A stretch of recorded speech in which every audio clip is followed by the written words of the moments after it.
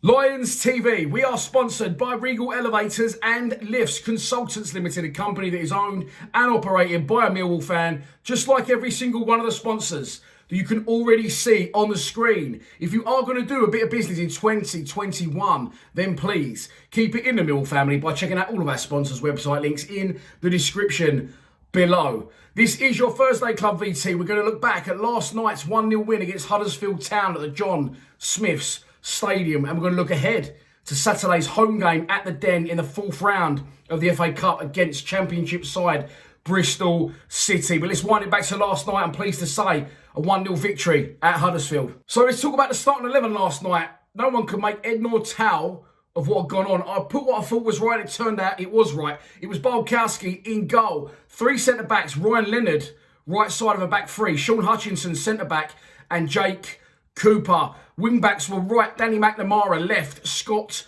Malone. Two central midfielders were Ryan Woods and Sean Williams. Then you had Ben Thompson left, Jed Wallace right, John Danny Varson centre. They were the three strikers. Ben Thompson was definitely playing in a forward role. Sometimes he was on the right, sometimes he was in the centre. They all kept chopping, changing and interchanging. I'm not really sure which one of the three was where, but they was all playing up front, that's for definite. So, random selections from the manager. Four central midfielders were in that lineup, and that's why some people couldn't work out what was going on. But maybe it's a little bit of Pete O'Mara. Gary Rowett might have seen Pete O'Mara's video. I said, switch the positions up a bit. It might confuse a few people. And it looked like it worked to me. So shout out to Pete for that one. Ryan Leonard, centre-back, man of the match. Absolutely outstanding, in my opinion. Because what he can do as well, he can play at the back, which he was very good at last night. And Ben Thompson in a forward-thinking role. Just scrapped his way through the game, didn't he? Conceded a penalty, yes. Missed another chance, yes. But he was outstanding. He just gave everything he got from start to finish. And if you've seen the pictures on social media, the state of him and Danny McNamara by the end of the game, their kits and their shorts. I don't think the kit lady's going to be getting those stains out anytime soon. So yeah, listen, the game starts and we're 100 mile an hour. We're winning the first balls, we're winning the second balls, we're competing, we're in Huddersfield's face. And we get the breakthrough almost immediately. A brilliant goal. It's a goal that I've watched back and I really enjoyed when it went in. I really enjoyed when it went in on the live stream. If you've seen that clip, you know, I really did enjoy myself. That's obvious. It's a goal that I don't always think a Mill team can score. I see goals sometimes on the Championship and I think, why can't we score goals like that? And last night was one of those goals. Corner in from Scott Malone against his former club, by the way. Headed away by the centre-back and it goes up to Danny McNamara, who's the only person within 10, 15 yards. Ryan Woods is quite close to him, but there's no Huddersfield players up there. McNamara brings it down on the halfway line. Now, usually a player would just help it back where it come from or bring it and play it 2 yards sideways. McNamara's got so much confidence already. And yes, he's been brilliant for us so far, but just imagine how much more's to come when he's only played, I think it's 3 starts now, is it, in a row? He travels forward with the ball, takes on a Huddersfield player. By this point, he's been forced slightly wide left. Crosses it across the face of the goal. I'm not sure if it was meant for Scott Malone, but he's put the ball in a brilliant area. It goes past one player. The second player it goes past is Varson. Varson shows great strength to hold off his defender. And it goes through to Scott Malone, who's at the back post, because he's still over that way from taking the corner. And Malone catches it, first time, back from the same way it come from, inside of the left foot, in off the inside of the post. An absolutely brilliant curling strike. And for all the shit I've got last night about Rowett, can I just, which I'll get onto later, can I just point out that I did say Scott Malone needs to be in a forward thinking role because he can make things happen. He's got a good finish on him, as we've seen against Blackburn, as we've seen against Crawley. He can make things happen in the final third like we've seen against Boreham Wood and we saw at Blackburn as well. So, yeah, he's not the greatest defender in the world, Scott Malone, and he got caught out a bit later on when the cross shot come across that box and went wide of Bart's post in the first half. But going forward, he's full of confidence. He's not afraid to try things. And he's not afraid to take on responsibility. And it's a great strike. And we're 1-0 up. After that, it could have been 2. Danny McNamara, again, good work. Whips one into the box. It's a cross shot. And Ben Thompson on the turn. He was about 6 yards out. He maybe should have done better. But he's getting there and he's getting in those positions. He's getting forward and getting in the opposition area. And he caused trouble all night last night, Ben Thompson. In my opinion, I thought he had a brilliant game, along with Danny McNamara. Ryan Leonard, man of the match, in my opinion. A lot of them played well. There wasn't many that didn't play well last night. And it wasn't pretty football. It was a battling, disgusting, muddy performance, a gritty, determined performance. But it was a Millwall performance, and that's all we need. Now, that's all we got to do. And I look at Rowett, and I look at the team he's played last night, and I don't think he was happy with what he put out last night. I think Gary Rowett is an intellectual manager. I will say that. I think he wants to play football. I don't think he's got the players to do what he wants to do. And as I've said before, if he can get to summer, and I said this in my last video, if we can get to the summer and we're not going to get relegated, and someone can guarantee me that, then I'll happily see what he can do in the rebuild in the summer. But I was panicking. We're running out of time. And for those going, well, you still want Rowett out now, you mug? It's one game. It's still 2 wins in 16. And I didn't say this last night in my full-time reaction because I didn't want to be negative. Let's have it right. Huddersfield were a terrible, terrible side. Really bad. I mean, really bad. But having said that, you can't take anything away from the team, the players and the manager and the team he put out there. I did say put Thompson in the team. I did say recall McNamara from St Johnstone and put him in the team. I did say get Malone playing further up the pitch. So he's done some things that I thought he should do. And he has done off his own bat. I'm not saying I forced him into it. He probably doesn't even watch Lions TV. But last night he put a team out, a compact, organised, experienced team. And it works. You can't knock it. You cannot knock it at all. And as long as that continues, you know, I said, listen, I said before, I'll hold my hands up. And I'll be completely honest with you. I'm only human. I know you know that. That's that. I didn't need to be honest on that count. I'm a fan, just like you. You only got to see by my celebration last night for the goal went in. I'm not that much of a good actor. I'm not doing it for the views. I want this team to win games and succeed under Gary Rowett. But just like everyone else, I worry about the things I care about. I panic, and I was panicking. I'm panicking because he's going to lose his job. And I thought it wasn't savable. I still think there's a long, long way to go. I'm not going to say, oh yeah, Rowett back in. And for these Wallies who keep saying, and if you see some of these Wallies, by the way, keep going on social media, it's fucking so funny living in their mum's basement, honestly. About 7 stone soaking wet, some of them. But anyway, one game doesn't determine. I don't forge my opinions on one game. I base my opinions on what I see over a period of time. And then once I'm sure, then I'll make that choice and that decision. If I'm wrong, I've told you before, and this is where I said I'm going to be honest with you. I'm a Millwall fan, yes. I do 15-hour days, 6 days a week working on this channel. For those who know me well, you'll know what I put into this channel every day. I couldn't put in the amount of hours I do if I didn't care about this football club. Believe me, I couldn't do it. So no, I'm not doing it for the views. And yes, I want the club to stay up. From a personal fan's perspective, but let's be fucking honest here, this is also a business for me. And I do not want to go back to League One. I've worked too fucking hard to build this business. And it is a business, let's have it right. Some of you won't like that, but that's the truth.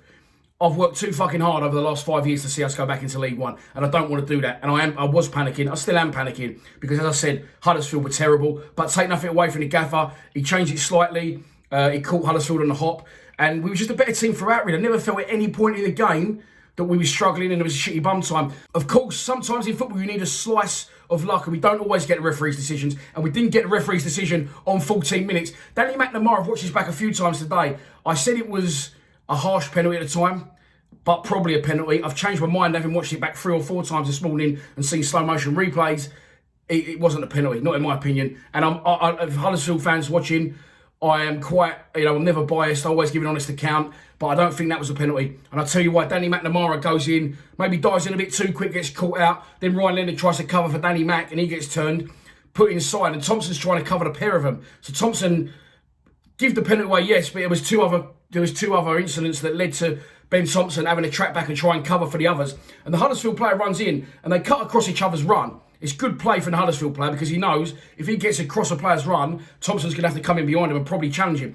Thompson makes no movement whatsoever towards the ball. He doesn't stick a leg out. He doesn't even stick an arm out. There's no push. He just uses his body, and they sort of clash. He goes down, the ref gives a penalty, and this is where I'm thinking, oh, now it's going to go tits up. But we get a slice of luck. Experienced striker in this division, Frazier Campbell, steps up, staggers his run. Bart Bolkowski goes the right way and it thunders off the bar. We're talking 6 inches and it's in, and we get a little slice of luck. And we deserve that bit of luck. We've had shit luck lately. We get nothing from refs, no decisions. We didn't get that one either. But luckily, it didn't deter us. And after that, we carried on until half-time. And even in the second half, I don't really feel that that Huddersfield offered a lot in the game at all. There wasn't a great side. As I said, there was the one incident where the ball got played wide inside. Scott Malone gets caught out a little bit, comes back, makes a late sliding dive, and the right back with purple hair, by the way, can I add, a cross shot from him, and it goes wide of Bolkowski's post. The rain was terrible. It was like Pete said, it was a real workman-like performance last night in the pouring rain. And if the players do well, like Ryan Leonard, I've said, the best thing Gary Rowett's done at this club is the transformation with Ryan Leonard as a player, and the player he's become. He's an outstanding player now for us. He's a very, very good player for us. And last night, in playing that centre-back role, I really liked it. Again, veering off the game slightly, I do feel for Rowett. Campbell from Motherwell, apparently we was watching him. We make a record bid for Jason Malumbi. He gets rejected. He goes to Preston on loan. Then we come in for Alex Mowat, the Barnsley captain, and that gets squashed within about an hour by Richard Cowley at London News Online. So he has been very unlucky. Players don't seem to want to come to the club, whether that's the wage structure, I don't know. But we are having bids put in and bids accepted in places. So I understand it's been tough. I do really understand it's been tough. My mate said to me this morning, which is a very good thing. I'm getting off the game, but I'll quickly cover it while I remember, and then I'll get on to the second half. Sean Williams, I love him. Always loved him. And people say to me, how can you rate Sean Williams but not Ryan Woods? I don't base it, again, on what I see now, and what I seen 2 minutes ago or yesterday. I'm not that shallow. I base it on Sean Williams joined the club, and I've covered this before, for Milton Keynes Dons for around £30,000, £10,000. And we've got longevity out of him. We've got a brilliant career out of him as a Millwall player. So much so that the club have noticed that and now appointed him as a coach to the first team, and he's going to be moving into the coaching staff. He was horrendous last night. I do realise that. I do know what I'm looking at. So when people said before, Williams has been terrible, he hasn't. Last night, yes, it wasn't Sean Williams' greatest game. Of course, Alex Pearce dropping out the team as well now, and Ryan Leonard coming in, suggests that Pearce can't play 2 games a week. Pearce is either brilliant or horrendous, and that's just, again, it's just his age creeping in. He's a good defender and has been a good defender in this division. So Gary Rowett again lost his assistant, so whether that's affecting things, I don't know, but he does cut quite a lonely figure, and all Adam Barrett can seem to do is nod his head up and down. So my mate was saying to me this morning, actually, and it's a good point, because we've had Williams and we've had Pearce in charge when Rowett, again, unfortunate for himself, had COVID. So why not let them fizzle out now with their playing careers, get them in more in the dugout and more in the coaching side, and have more people to bounce off in that dugout. Because when it cuts to him, so you've got the Joe Carnell, who's the guy that looks like Ryan Leonard with a beard. He's just an analyst. He just does the computer side of things. I don't think he's really a coach. Adam Barrett's a coach. He just seems to nod his head like a dog to Gary Rowett. So why not get Williams and Pearce in, play him less, step him away from the play now, and have him in there more in the coaching, more in the dugout to bounce ideas off, because he does still cut a very lonely figure in that dugout, Gary Rowett, in my opinion. But last night, we get the job done. Half time, I'm happy with it. Second half, even more so. I don't think Huddersfield had a shot in the second half. One thing they had of note was, right at the death, corner into the box, and their centre half comes up, and he must be left footed because he tries to let it run across his body and tapping it into the net with his right foot. He throws his left foot at it, and it goes wide. Other than that, Bart was very rarely trouble in the second half. Having said that, we didn't create a lot going forward either. Other than, of course, a disallowed goal, corner in, punched away. Scott Malone takes a shot, gets blocked. Scott Malone takes another shot, comes off the goalkeeper, comes back to Ryan Leonard, who passes it into the net. First of all, I thought he disallowed it for offside. Then he couldn't have done because there was a Huddersfield defender on the line. Then I'm thinking he must have done it for a foul on the goalkeeper. Looking at that photo there, Cooper's gone in, he's gone down, his body's everywhere. The keeper still dived the way he was going to dive. Maybe Cooper's leg is wrapped around him. I don't think it's intentional, for one. And for two, the keeper's already diving in the opposite direction. Cooper's contact hasn't made him switch direction the way he was going to dive. So for me, it should have been a goal. But it's like, as Chitty said, it's not the Millwall way. We like to do it the hard way. And we get the game done 1-0. Another good thing I'm going to give Gary Rowett praise for last night, which I will do if he turns it round. It's not a problem. I don't have a problem with it. Huddersfield staggered their subs. 75 minutes, he made a quadruple substitution and give a real influx of energy, which I really very much enjoyed. Marlon Romeo, thought he played very well when he come on. That's the pressure of Danny McNair. This is what I said. Yes, I've hammered Romeo, but he played well last night when he come on because he don't fucking like it now. He wants his shirt back, and this is good to have these two right backs at the club. Ken Zahor, again, look, I'm amazed Zahor didn't start yesterday. I've not even mentioned that in the pre-match thing. But Bavardson didn't do a thing because he didn't get the chance to do a thing. Gary Rowett, praise to Rowett again, knew what he was doing when he put Bavardson. Huddersfield likes to play these short goal kicks and pop from the back. And he knows Matt Smith can't do that running. He probably, at the minute, in those conditions, he knows Ken Zahor can't do it either. So he put Bavardson out there to do that leg work, do that dog work, and do a lot of good unnoticed work, which he did do, in my opinion, Bavardson last night. Yes, he didn't score a goal. Yes, he didn't shoot. Yes, he's not the greatest player in the world. But he does try hard up there. He does put himself about, put pressure on the fullbacks, win free kicks high up the pitch. Being a striker, should be about scoring goals. But in a team like ours, it's not always going to be about that because we don't score many goals. And we get the game over the line. It finishes 1-0. I said never at any point during the injury time or anything like that did I feel under pressure. And make no mistake, it's a fucking huge result. A huge result, not just for the team, but for Gary Rowett as the manager. And if we can get 2 or 3 more results like that, then I'll happily say, you know what, if we can get to the summer, I've never had a problem with him being our manager, but I felt we was in free fall. As I said before in many videos, I don't have a problem with us finishing 21st every season in the Championship and a good cup run. That's what we want really as Millwall fans. But I just felt it's so far gone, and I still think, you know, if I could have him out, I would. But he's made a step yesterday in the right direction. And again, I'll hold my hands up and I'll praise Gary Rowett. I said I wanted him out after the 3-0 Middlesbrough. I checked this morning. Since that day, we've played 6 league games. We've won 2, we've drawn 2, and we've lost 2. So that those of you, I don't see it as me versus Gary Rowett. I see the interest of the football club come first, and that nothing else matters. And if I made an idiot of myself, I don't care. As I said, as long as we stay in this division. But it's not been good, is it? Let's have it right. And it's not just me saying it. But since the Middlesbrough game, when I said it, 2 wins, 2 draws, and 2 losses. That's absolutely fine. So if people want to keep thinking this, Dan versus Gary Rowett, Lions TV versus Gary Rowett, then you've got to say at the minute it's advantage Rowett. 2 wins, 2 draws, 2 losses. I will say the 2 teams we beat have been absolutely horrendous.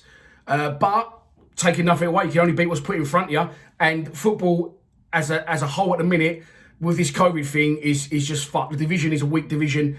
You know, talking about managers that could be getting sacked any minute, by the way. Neil Harris, 6 games lost. 6 games straight they've lost, Cardiff. So that'll be unfortunate if he does lose his job. But that is, you know, it's a results game. This is what football is. And the things I was saying, I wasn't saying it when we was 6th in the division or 10th in the division, and we've only won, you know, we've won 6 out of our last 20. That's fine. But we only won 1 out of 15. Now we've won 2 out of 16. A big problem we've got doesn't seem to be away games during midweek, does it? A big problem we've got is consistency, and especially on Saturday, especially at home, which takes me on again, and I'm going to say it before we move on to Bristol City. Gary Rowett unlucky again this week in the sense that we've just got a win under our belt. Now we try and build some momentum and we take a break from the league. So let's move on to it. As I've said, Bristol City in the FA Cup, they're currently 9th, obviously, in the Championship. We beat them not long ago, didn't we? Ashton Gate 2-0, Mason Bennett and Tom Bradshaw with the goals. It's a very, very difficult one to know what to do here. Do you try and build momentum, or do you rest players because we've got so many games coming up in the league every 3-4 days, right through till March, I think it is. So it's a very difficult decision that Gary Rowett's going to have to take on board and decide. I would say don't try and build momentum because we can't seem to do it anyway. And I think we could do with getting knocked out of the FA Cup. We could also do with giving some players a rest. I'm talking Hutchinson. I'm talking Cooper. I'm even talking Leonard. He could do a rest. Jed badly needs a rest. So I would say, in my opinion, it would be more beneficial for us to field some of the fringe players, see what they've got in the locker, completely rest the others because the league has to be our priority. Of course, the winners of this tie will face the winners of the Sheffield United versus Plymouth away in round 5. So let's have it right. It's probably going to be the winners of us are going to play Sheffield United at Bramall Lane, which will more than likely get seen as get knocked out anyway. So it's a tough one. It's a tough one to call. I'm not saying I'm right if he does go full strength or if he doesn't. I wouldn't go full strength on the basis of he gave the players after the Bournemouth game the chance to show what they got again and build momentum. He stuck with the same team at Forest and it didn't work out, did it? So I wouldn't be worried too much about consistency. I'll be worried about giving Jed, Hutchinson, Cooper, Bart can have another rest and getting those players fresh for the next challenge in the league, because that's going to be a very difficult one at home to Norwich, is it? Or Watford the next game? I think it's Watford. But anyway, that's another video for another day. This is the team that I would go with to face Bristol City in the 4th round of the FA Cup at the Den on Saturday. I'll go Frank Fielding in goal, flat back 4, get Romeo back in for some game time. I'll get Shane Ferguson in at left back. I'll play Alex Pearce and I'll play Hayden Muller alongside him. It will be a brilliant opportunity for Hayden Muller to come into the team and play alongside Alex Pearce, who's got vast experience in the Championship, and to learn off Alex Pearce. It would also give Hutchinson and Cooper that much-needed rest I spoke about. In midfield, I'd stick with Ben Thompson because he can play till the cows come home. And alongside him, I'd play Sean Williams. Then I'd have in a 10, Troy Parrott to try and get him firing. Ken Zahora up front to get some fitness. And then on the wide left, I'd play Conor Mahoney because I believe he possibly could be fit. So he needs to get match fit. And I play Tyler Berry on the right. I'd also have Nana Boateng, Junior Tienza and George Alexander on the bench with a view to getting them on in that game. So that's the team I'll go with. It's still a good side, still more than capable of getting a result against a Bristol City side we beat recently in the league anyway. Also, Bradshaw could need game time in there. Matt Smith could need game time in there. So I wouldn't be shy on making all 5. I think you can make 5 subs. I wouldn't be shy on getting all 5 subs involved of the 7 or 8 that are available during the game. It really, really doesn't matter if we get knocked out, in my opinion. That is my opinion. And I could be wrong, but there you go, I'm sticking with it. So, of course, now I've got to give you a prediction. And here we go. I am going to go for... I think he'll go strong, if I'm honest. I don't think he'll go what I've said. I think he will go strong. And probably some of the best players that he's got available to him, in his opinion. And I think we might beat them. Do you know that? Cup's different, isn't it? I know it's a different kettle of fish altogether and strange things happen. We beat them recently. They looked terrible. They looked terrible last night against Norwich as well. So I'm hearing off a good source. So yeah, I'm going to say we're going to win in a very dull 1-0 affair. Of course, it has to be finished on the day, so it will go to extra time and penalty shootout if need be. As I said, if we lose the game, it won't be the end of the world as far as I'm concerned. So that's your lot for this Thursday Club. I hope you've enjoyed it. Please be sure to check out the fans' score predictions. They're supposed to be going out tonight. But at the minute, it's 12:48 in the afternoon, so I don't think they're going to be going out tonight. That will probably be going out tomorrow. And if you think you know what the score's going to be, don't be shy to put it in the comments below. As you're watching this, I'm interviewing Chris Malkin from the 1990s. Remembers Big Chris, £400,000, signed from Tranmere, had to partner Uwe Fuchs. What an absolute stinker for the guy. Probably why he left after 1 year. He's our latest guest in the Lions Lounge, and that will be out on Patreon tomorrow, and it will be on YouTube a week on Friday. So I'm looking forward to that one. Tomorrow, I'm having a day off, seeing my kids, and then Saturday, back to live streaming match day, FA Cup, 2:30 onwards. It's live on BT Sport 6 Extra. How many channels the BT Sport one, by the way? But there you go. I'll see you Saturday. Please subscribe to Lions TV. Come on, you Lions.